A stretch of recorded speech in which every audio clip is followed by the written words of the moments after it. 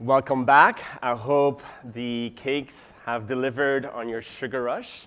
If not, I will have to ensure to give you a rush of a different kind by explaining to you the amazing journey that Rebalance Earth has gone through and is still going, and how you can all be a part of this amazing, exciting journey.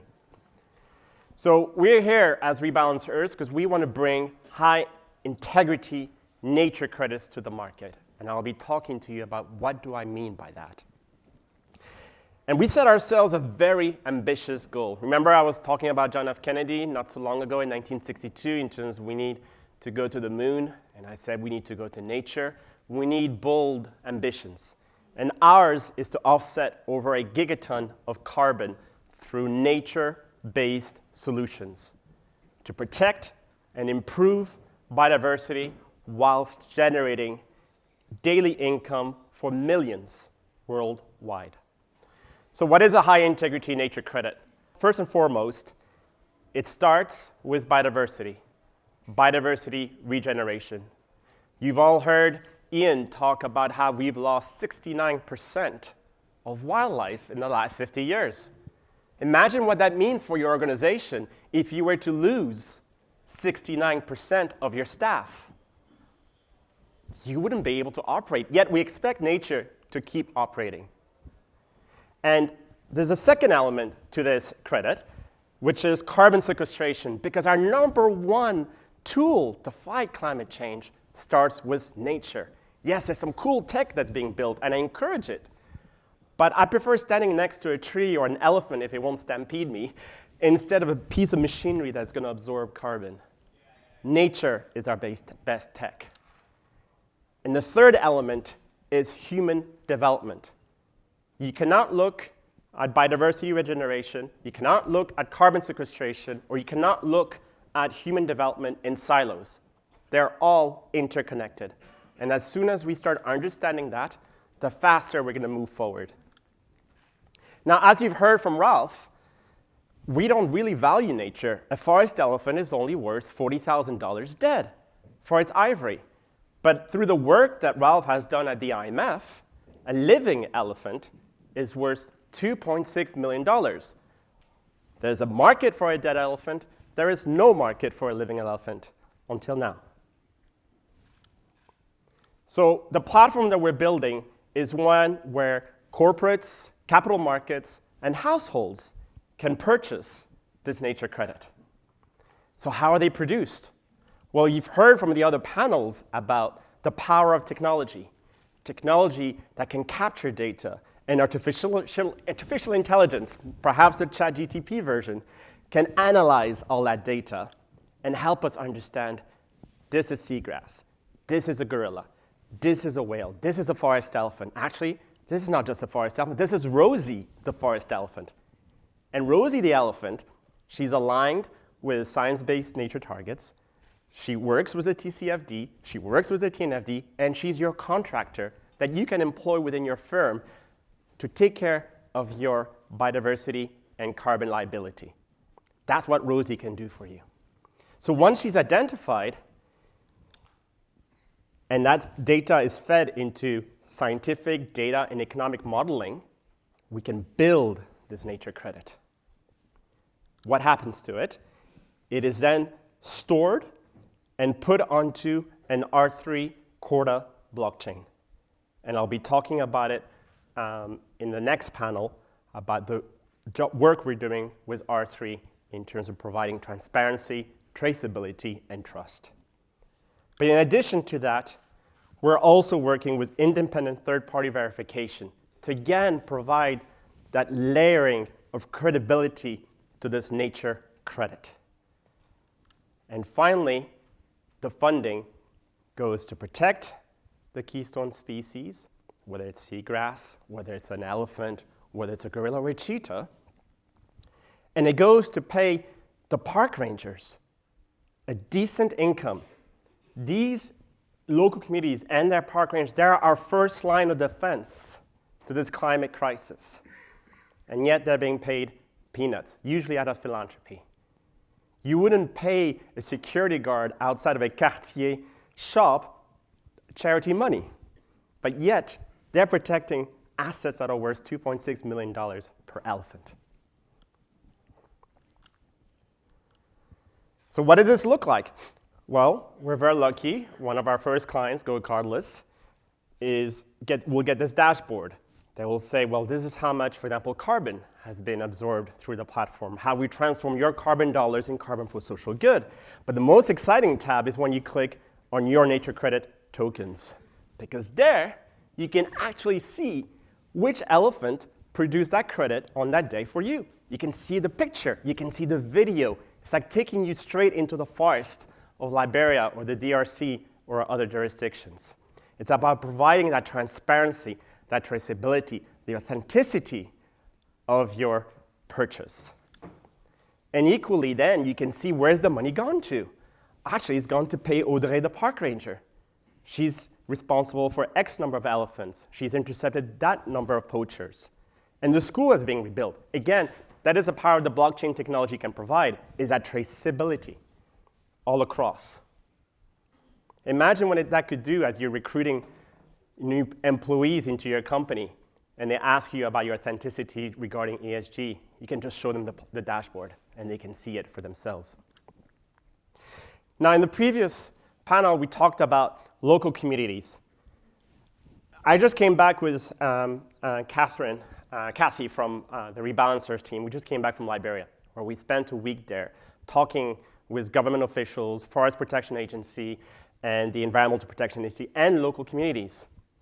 A bushmeat trader, hunter, spends a month in a forest to try and catch bushmeat, partly because that's where they get their protein from as themselves. That's their source of protein, but also that's where they sell it to the people in the cities. They earn $80 to $120 a month from bushmeat. I'm not here to stigmatize them. I'm not here to tell them you shouldn't be doing that, because they're using nature as a mechanism of survival instead of them to prosper from it. So how can they prosper from it? Well, they can become an eco guard. And eco guards can pay maybe $100 to $200 a month, but we're saying they should be paid at least $400 a month or not. Again, this is our first line of defense. Equally, illegal logging. They can earn between $100 to $150 a month. But yet, with the right support and the right training, they can earn $600 to $1,500 a month as field researchers and technicians. Because the data that they provide is what provides the credibility for the nature credits and is what provides the confidence for the corporates to invest in. Everything is interlinked. And of course, if you want to fix society, you start with women. You start by giving them financial and educational empowerment in a lot of those jurisdictions. You want a healthy society, you need to provide all these things. So we want to play our part in that the funding that is provided goes to support women entrepreneurs to build their own businesses in those local communities. Because at the end of the day, let's be honest, we men, when we've taken all the produce from the farm, we will spend it, gamble it, and do other nasty things very rapidly. Put the money in women, you fix society a lot faster.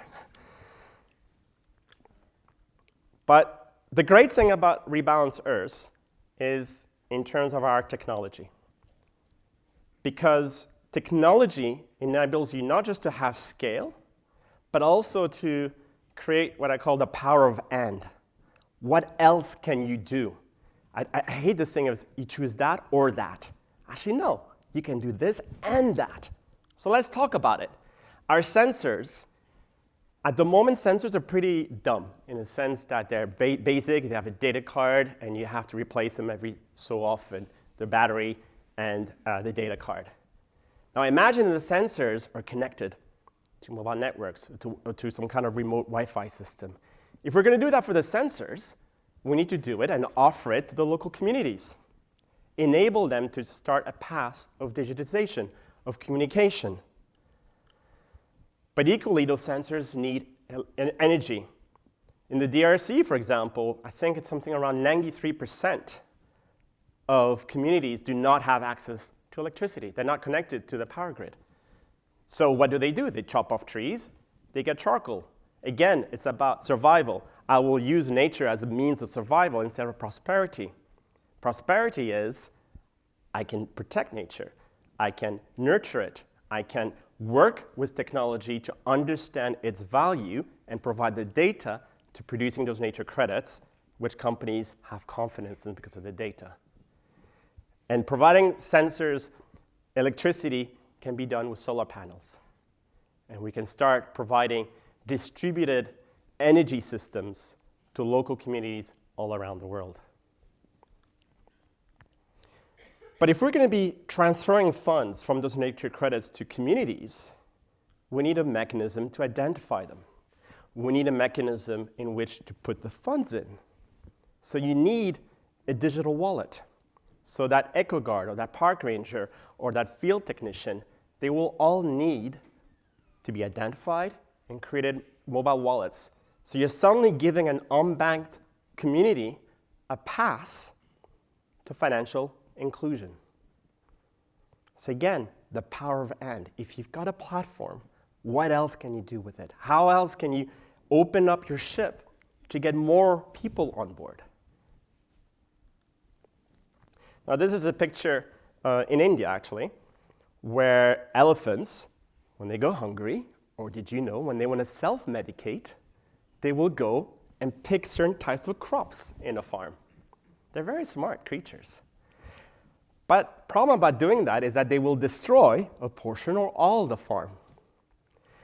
The human reaction to that is I will pick up a gun and I will shoot because that elephant is destroying my property and that property has value to me and I'm not necessarily being compensated. Now, we at Rebalance Earth, we've been talking with a lot of different local communities, and we've learned some important things. Is that did you know elephants do not like bees? They do not like chilies. So you can start planting chilies around the farm and putting beehives around the farm to keep the elephant out. And by the way, you get a second source of income because you can sell the honey, you can sell the chilies, and thus the farmer has multiple sources of income. But in case the elephant does somehow come in, when the bees are all asleep or the chilies have been sold, he does come in and destroy the farm. A farmer has to wait 3 to 6 months before they get any compensation from the government.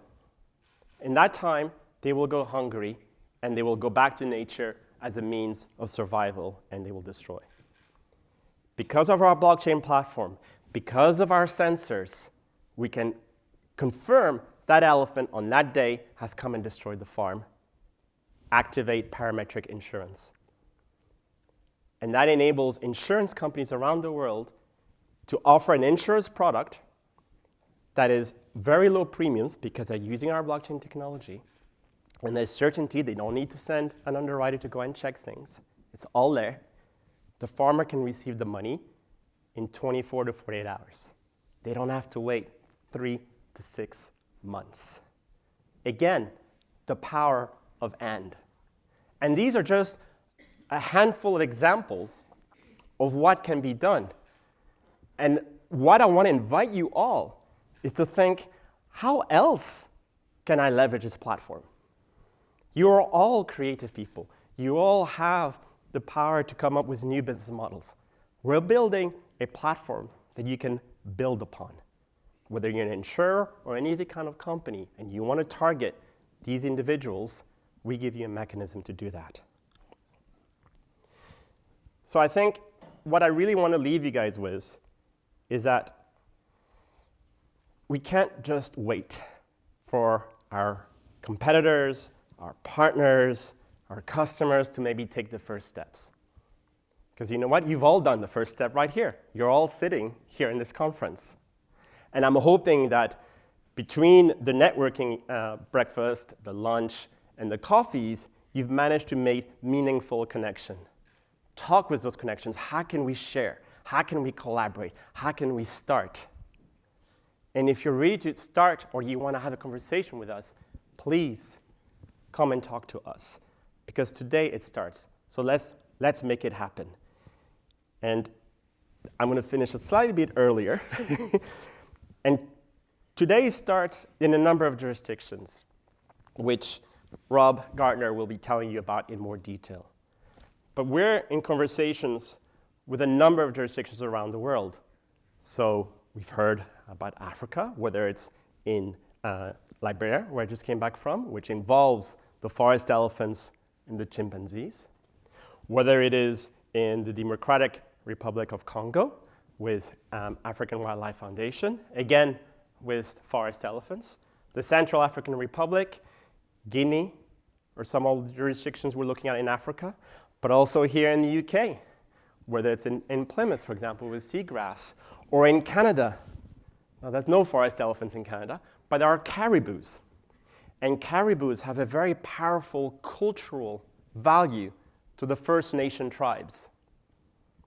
And also, they have a biodiversity and a carbon value. So this is just the beginning. We're going to be launching a number of these pilots this year. And I'm hoping it's going to be the beginning of many others to come in the years to come. And I just can't wait to have you join us, engage with us, and let's have this conversation on how together we can start building those high integrity nature credits.